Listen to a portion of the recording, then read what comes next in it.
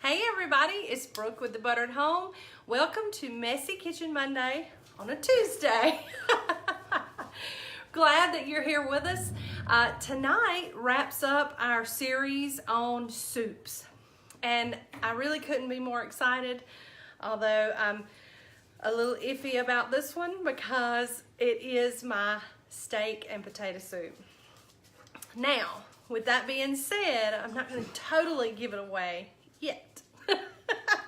But you will get to see me make it. Anyway, this is a soup that I've been making. Danny and I were talking earlier, and we think at least 15 years. And this is by far one of the most popular soups. If you know anything about me at all, you know that I financed Tanner, that's my oldest, her entire senior year by making soups and cake. We worked really hard. We had a lot of soup orders, we had a lot of cake orders, but we really enjoyed doing it, and she and I did it together. So we kind of joined one another, and I taught her how to make these things, and I think she still knows how to make them. Do you know how to make them still? Steak and potato and a little recipe on Oh, well, you can get a refresher tonight. So anyway, we won't keep you long, but I did want to go through the recipe with you, sorta, and talk with you a little bit more about the Busy Gals Cooking Club. That actually, you have 2 days. 2 days to get in and use founding member, all together, all caps, to get your first month for $5.99. And you will actually get this recipe when you join. So make sure that you join by the end of the day on the 31st to get that discount for your first month. We've already got people in there. We're already having a really good time. We've done some fun little polls and things like that, and they've got lots of neat free stuff. There's a video below this one that if you want to know a little bit more and have a sneak peek of the Busy Gals Cooking Club, you can do that. But we're going to get started tonight on the steak and potato soup. So I hope you enjoy this, and if you want the recipe, join by Thursday. So let me move my camera. Woo! And I'm probably going to knock something over. Let me get it situated.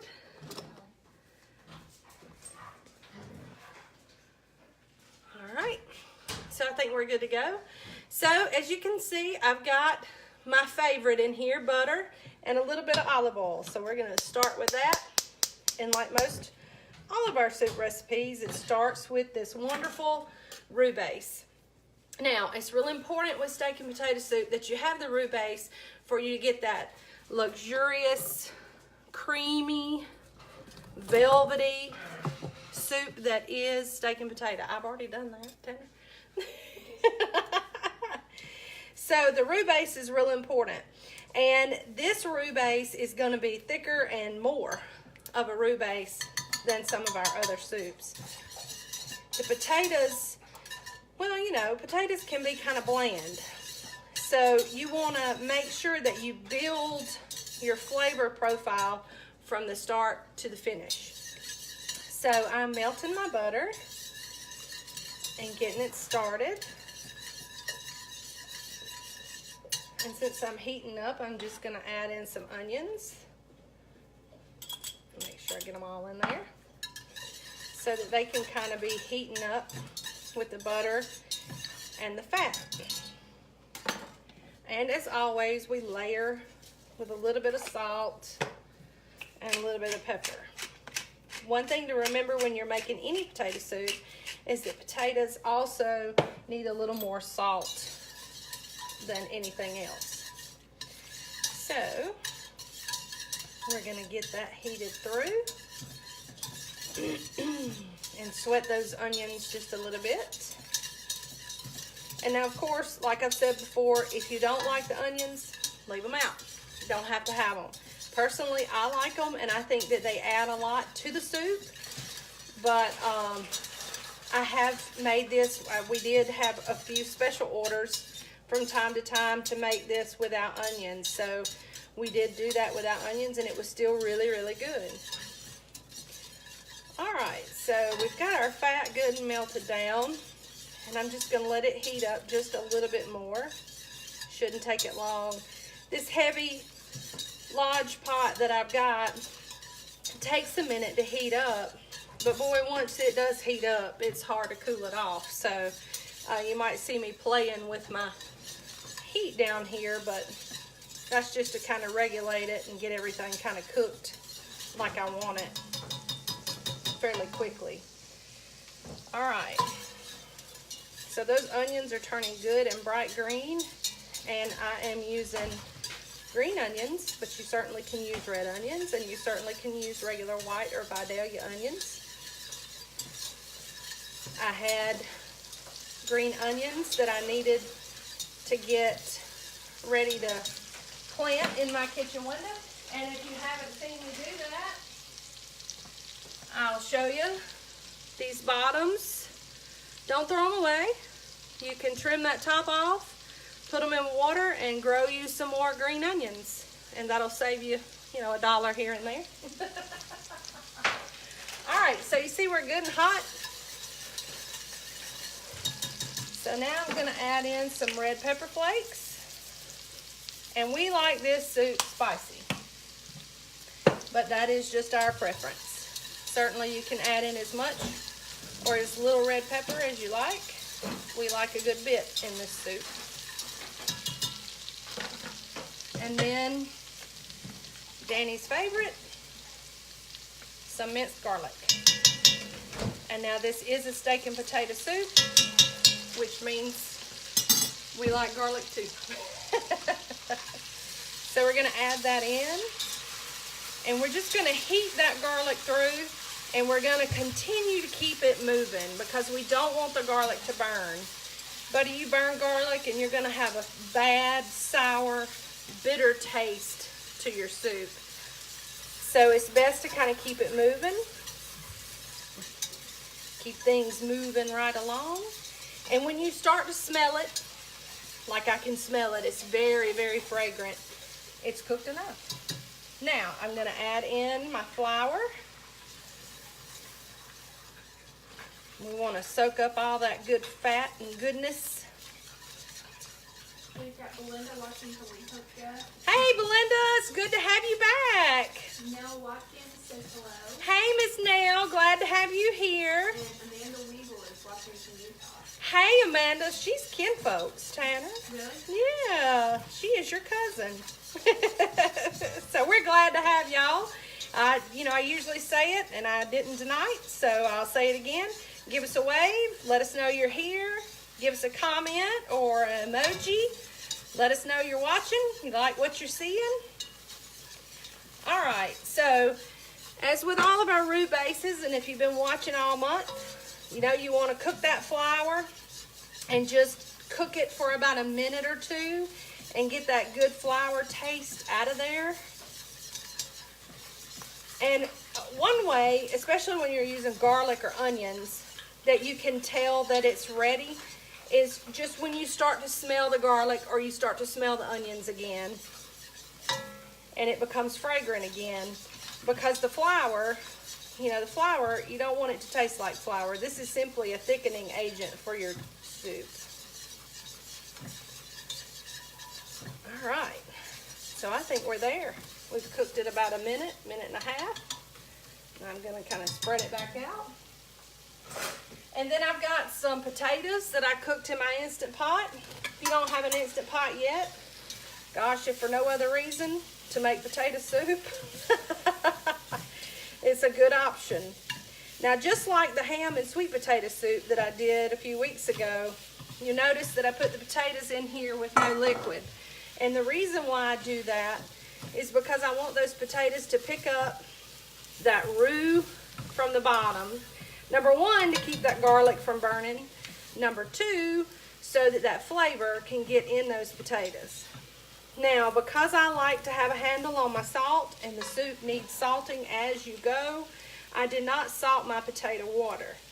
So at this point, I'm going to add a little more salt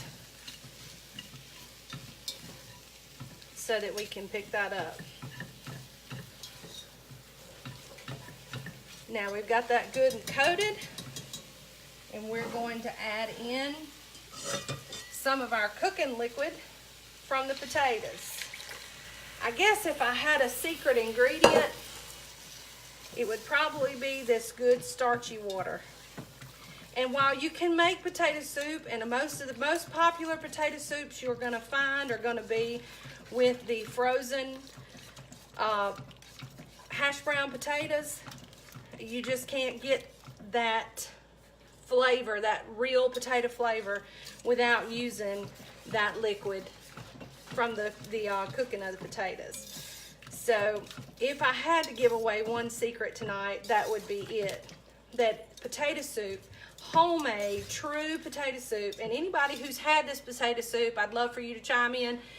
That's probably going to be the difference between this and just any other old cookie cutter potato soup recipe that you're going to find. Kristen asked if you can use Mrs. Dash in this recipe. You sure can. If you are salt sensitive, you can use Mrs. Dash or any other salt substitute that you like and flavor it to your preference. You're mainly going to get the garlic. And one of the things that goes in this soup that's so nice is the steak. And depending on how you season your steak, that is, you're going to need to be mindful of that as well, because when you add the steak in, that is going to help season your soup too. Now, I put the milk in, and I'm bringing it back, bringing the heat back up. So you'll see, and I don't know how good you can see this or not, but it's getting thick. It's getting thick, and that has everything to do with that potato liquid more than anything else, and it adds so much flavor to the soup too. So what I like to do at this point is, and you certainly can do this with a regular potato masher, or you can leave it this consistency. I mean, I'll show you what the potatoes kind of look like. They're kind of going away to nothing. So if you want your potato soup a little chunkier, by all means leave it alone. We like ours sultry and smooth and velvety. What? What'd you say? He said something and now he won't repeat it, so that's probably not good. But anyway, I've got my handy dandy immersion blender, and I'm just gonna put it in and run it in. And this will help thicken your soup too.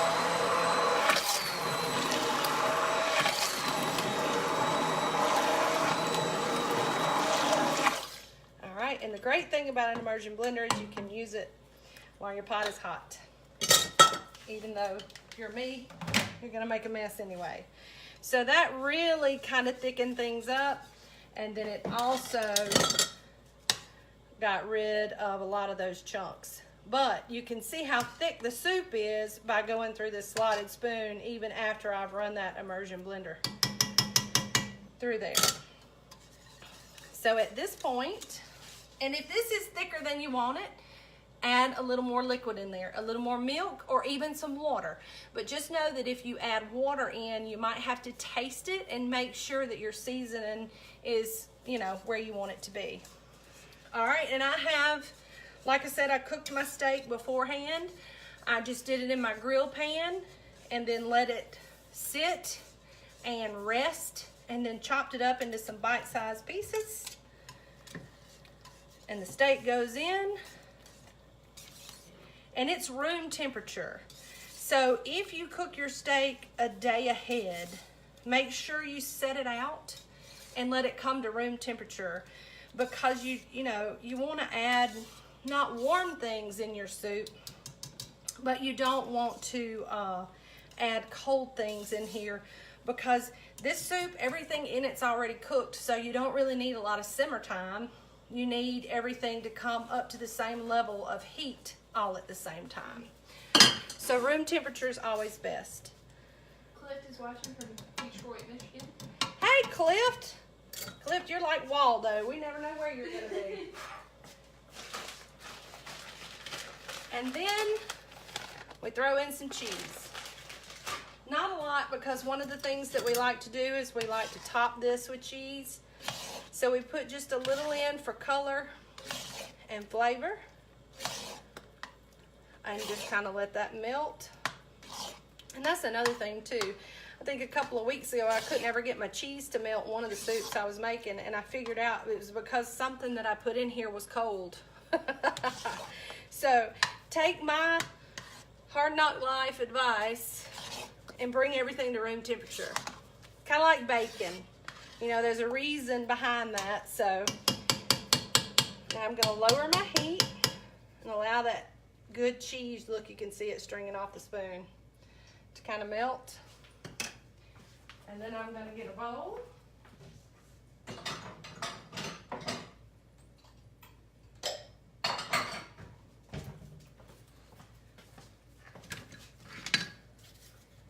Miss Lorraine said, hey Brooke, she loves you.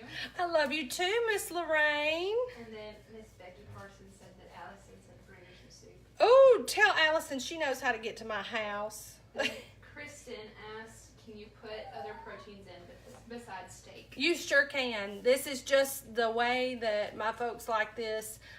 This is also really good with ham. It's also good with grilled chicken.